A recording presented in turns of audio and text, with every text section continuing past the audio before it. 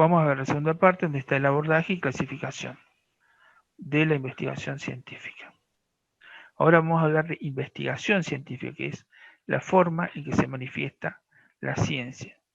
Decimos que la investigación científica es el estudio sistemático, controlado, empírico, reflexivo y crítico de proposiciones hipotéticas sobre las supuestas relaciones que existen entre fenómenos.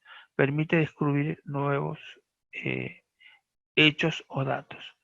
Entonces es un estudio sistemático porque es un sistema, es complejo, tiene muchos componentes y cada componente tiene una función dentro de ese sistema. Es controlado porque los aspectos que rodean al proceso científico se controlan. Es empírico porque está basado en los hechos, es reflexivo porque hay una lógica en el proceso de análisis de los datos, es crítico de proposiciones hipotéticas, porque allí lo que pretendemos hacer es demostrar o rechazar una hipótesis sobre las supuestas relaciones que existen entre fenómenos. En la práctica, en una investigación de medicina, los fenómenos son las variables. Lo que hace un trabajo científico es establecer relaciones entre variables y permite descubrir nuevos hechos, es decir, agregar algo de información al cuerpo de conocimiento, el enorme cuerpo de conocimiento que es la medicina, o datos, más información que sirven de insumo para nuevos trabajos de investigación.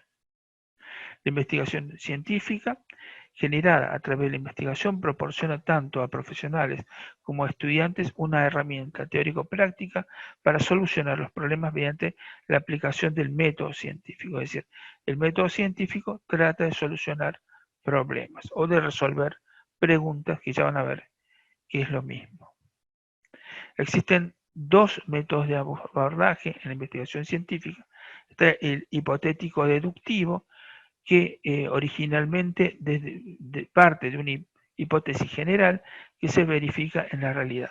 O sea, vamos de lo general a lo particular. Es decir, si todos los componentes de un grupo tienen una característica, entonces cada individuo, cada subgrupo de esa población va a tener las mismas características. Eso sería una deducción, va de lo mayor a lo menor. El inductivo hace el camino contrario. Se origina en un caso particular o en varios casos particulares y trata de ir hacia la generalización. ¿Sí? Por ejemplo, en el primer caso, por ejemplo, todas las aves son ovíparas, entonces una ave en particular es ovípara. En el segundo caso yo voy encontrando distintas aves ovíparas y si yo encontrase una que no lo fuera, ya no puedo hacer la inducción. Es decir, de todos los casos particulares, yo no puedo generar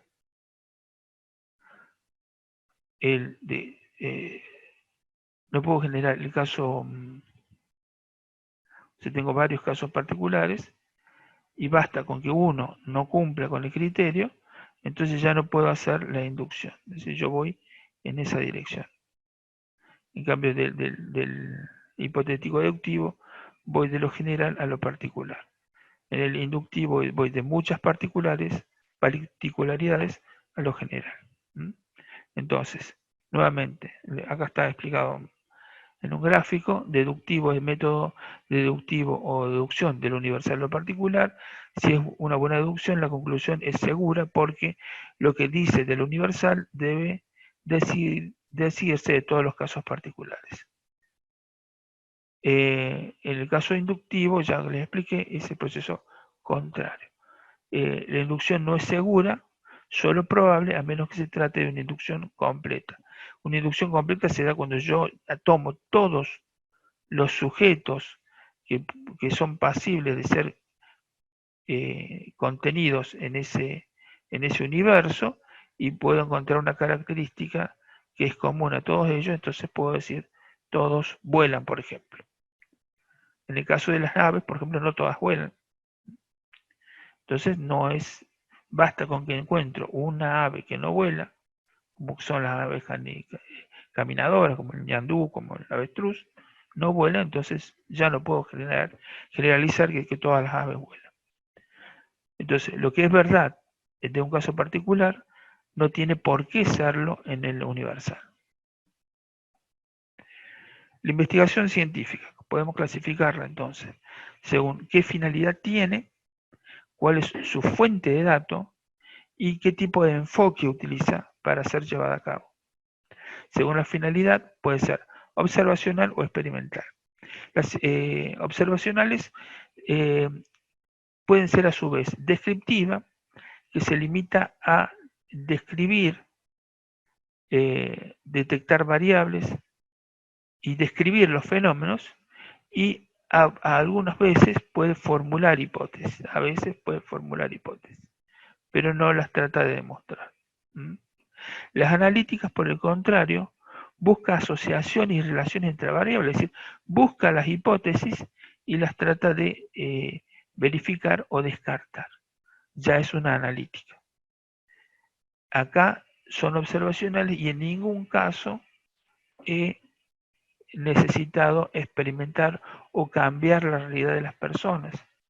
Acá yo puedo tener grupos de pacientes sanos, grupos de pacientes y grupos de individuos sanos. Entonces yo trato de ver qué tienen los enfermos que no tienen los sanos para ver qué les pasó y por qué se enfermaron. O al revés, qué tienen los sanos que no hicieron los enfermos, por lo tanto se enfermaron. Yo lo puedo describir al fenómeno o puedo ver si, por ejemplo, el tomar agua sin hervir fue un factor determinante de que estos enfermos se enfermaran de diarrea, por ejemplo. Entonces el consumo de agua no potable puede o no estar relacionado con el padecimiento de una enfermedad. Eso lo hago mediante un estudio analítico, es decir, me hago una prueba de chi cuadrado, veo cuáles dentro de los que tomaron agua, cuántos se enfermaron y cuántos no se enfermaron. Y dentro de los que no tomaron agua, cuántos se enfermaron y cuántos que no. Y allí hago una prueba estadística y demuestro la relación. ¿He cambiado la realidad? No, porque los que están enfermos siguen enfermos. Los que están sanos siguen sanos. Cuando es experimental ya cambia la cosa, porque yo modifico la realidad aplicando algo sobre los pacientes, ¿sí? Entonces, una experimentación es intervenir de alguna manera en el proceso estudiado. Por ejemplo, una intervención terapéutica, en este caso, inyectar algún antibiótico, alguna vacuna, ¿sí? Entonces ya voy un paso más allá, estoy cambiando la realidad de los pacientes. Según el enfoque puede ser cualitativa o cuantitativa. La investigación cualitativa es aquella que se estudia la calidad de las actividades, relaciones, asuntos, medios, materiales o instrumentos de una determinada situación o problema. Por ejemplo, entrevistas e encuestas. Aunque no lo parezca, la investigación cualitativa es muy importante en el sentido de que define categorías. Por ejemplo, define las enfermedades. Las enfermedades son definidas a través de lo cualitativo. Entonces, tiene lupus aquella persona que reúne estas 10, por lo menos 4 de estas 10 características. ¿Sí? Entonces, eso, ¿dónde se lo hizo? En un proceso cualitativo. La definición de trastorno hepático, la definición de anemia, todo eso partió de acá, del proceso cualitativo. Lo cuantitativo, ya una vez definidas las cosas, ya es más fácil lo cuantitativo. Simplemente tenemos que contar, o en base a los criterios que se definieron acá, en lo cualitativo, separar los que están enfermos de los que están sanos, los que cumplen criterios o los que no. Entonces ya es más fácil la investigación cuantitativa y hasta parece más científica que lo cualitativo. Entonces es una forma estructurada de recopilar y analizar los datos. Acá aparece el análisis, obtenidos de distintas fuentes. La investigación cuantitativa implica el uso de herramientas informáticas, a veces herramientas informáticas, estadísticas siempre y matemáticas, para obtener resultados. Esto es concluyente en su propósito, ya que se trata de cuantificar el problema. O sea, primero defino los aspectos, los insumos que voy a usar en el problema, y después lo cuantitativo ya lo demuestro las relaciones. Por eso se complementan, no son antinómicos. Según la fuente de datos, los experimentos pueden ser programados como una investigación prospectiva, quizás se adelante en el tiempo. Yo diseño el experimento y los pacientes todavía no son pacientes, todavía no los he visto. Estos se van a enfermar o los voy a poder ver en el futuro. Se ejecuta un proyecto rigurosamente diseñado y evaluado. Siempre es mejor una investigación prospectiva porque yo previamente defino lo que voy a hacer. O puede ser a través de la experiencia previa. Por ejemplo, una investigación retrospectiva de hechos que ya ocurrieron hacia atrás en el tiempo. Por ejemplo, ¿dónde encuentro esos hechos que ocurrieron hacia atrás en el tiempo? En una historia clínica. La experiencia puede prevenir de un profesional o de un equipo. Requiere archivos para obtener información. Permite dar sustento científico a prácticas que eran empíricas hasta ese entonces. Tiene la ventaja que la información ya está tomada, ya está recopilada y almacenada. Lo que yo tengo que hacer es analizarla.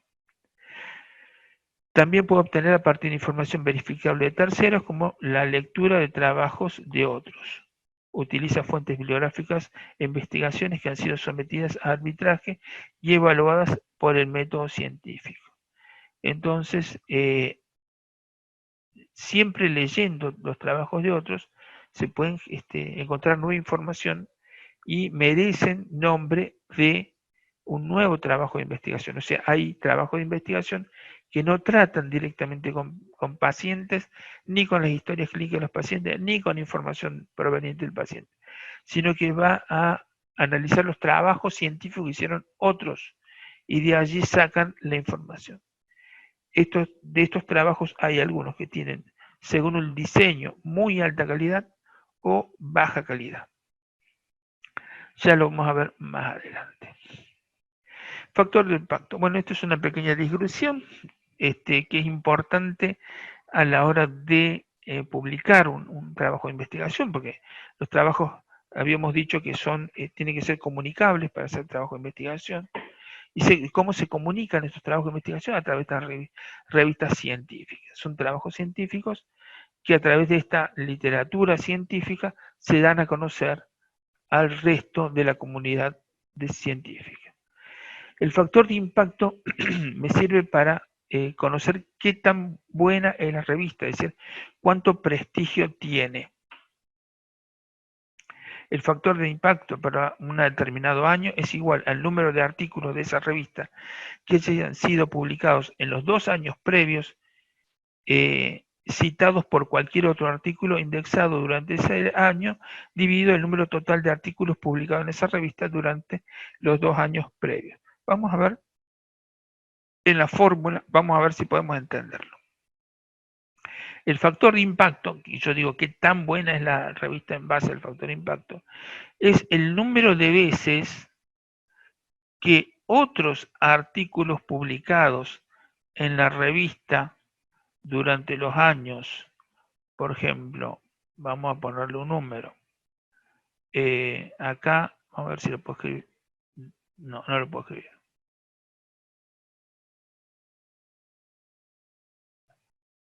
...2017...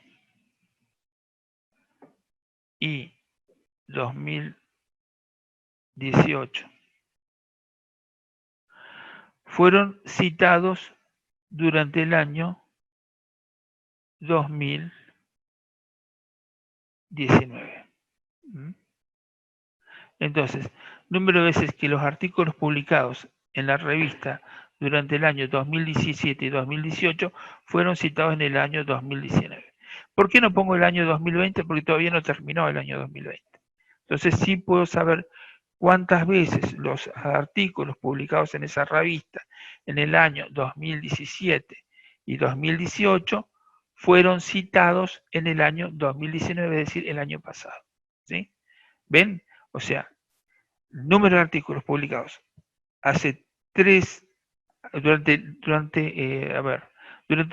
a tener que hacer así, durante el año 2017, que va del 1 de enero al 31 de diciembre, y el año 2018 nuevamente, del 1 de enero al 31 de diciembre de 2018, fueron citados en el año 2019, es decir, durante todo el año pasado, dividido por el número total de artículos publicados en la revista durante el año 2017 y 2018. Entonces divido el número total de artículos que están acá.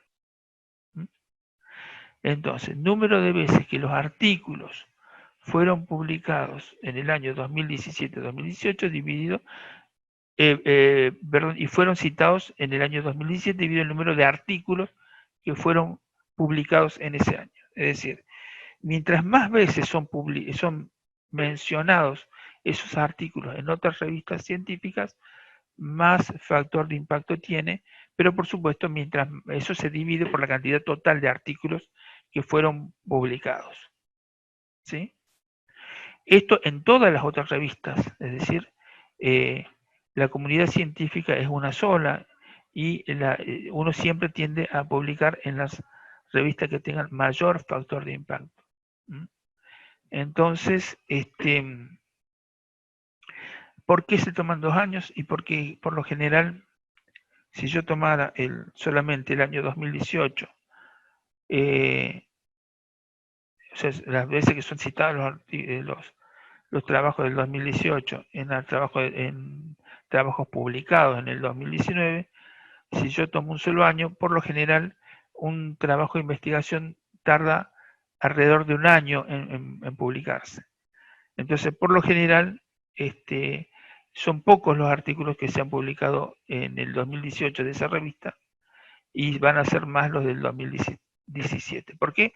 Porque esta publicación que citó a los artículos hay que hacerla, a este trabajo hay que hacerlo y lleva su tiempo. ¿Sí? Por eso se toman 2 años.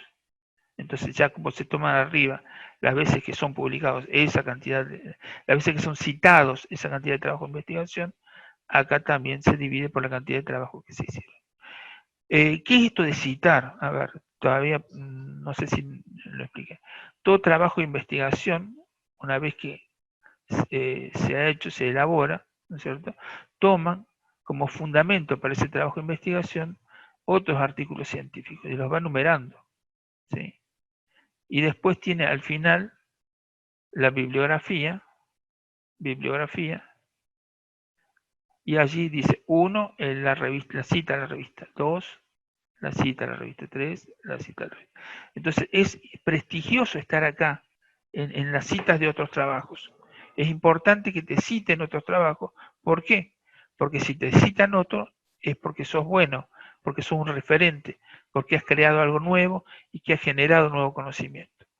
Entonces, por eso es tan importante ser citado por otros autores y por eso hace al factor de impacto de las revistas. Plagio. El trabajo científico que no ha presentado resultados propios o cuando al momento de la redacción se incluyen textos de otras publicaciones sin citarlas. Existen software para detectar estos plagios, ¿no? A ver, en realidad,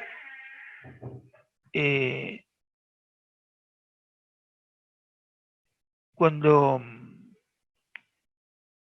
se cita un trabajo, uno no puede decir que esa conclusión la sacó porque tendría que presentar, digamos, todos los datos a partir del cual llegó a esa conclusión.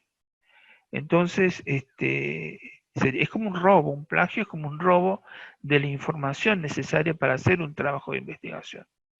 Entonces, lo correcto es citar al que generó ese trabajo de investigación y que esté en nuestras referencias bibliográficas, es decir, esté en la parte de abajo de acá del trabajo, o sea, este es mi trabajo, y yo a las personas que utilicé como fundamento para hacer mi trabajo, yo las tengo que citar acá. Eso es lo correcto. Si yo no lo hago, ahí estoy haciendo un plagio, porque estoy haciendo pasar ideas de otros como si fueran propias, como si fueran mías. ¿Mm? Entonces, eso sería un plagio, apropiarse de los resultados de otros. Y existen software que permiten detectar esos plagios. Bien, vamos a ver la red conceptual, que es interesante, de investigación científica. Según su abordaje, ya vimos que puede ser deductiva, de arriba hacia abajo, o inductiva, de abajo hacia arriba, en casuística, y a su vez se pueden clasificar de acuerdo a la finalidad que tiene, que es observacional, que permite generar insumos para el conocimiento, o hipótesis, analíticos, que permiten llegar a conclusiones, establecer relaciones entre variables, o experimentales, que cambian o modifican la realidad de los pacientes, agregando algún tipo de terapéutica sobre los mismos. De acuerdo al enfoque, pueden ser cualitativos, que generan los insumos conceptuales para hacer los trabajos cuantitativos, que es decir, contar aquellas categorías generadas por los cualitativos. Y según la fuente de datos pueden ser los experimentos, datos generados por el propio investigador, experiencia previa, es decir, tomar trabajos de otros, perdón, experiencia previa, quiere decir información almacenada por otros, como la historia clínica, o información verificable de terceros, en el caso de trabajos de investigación de otros.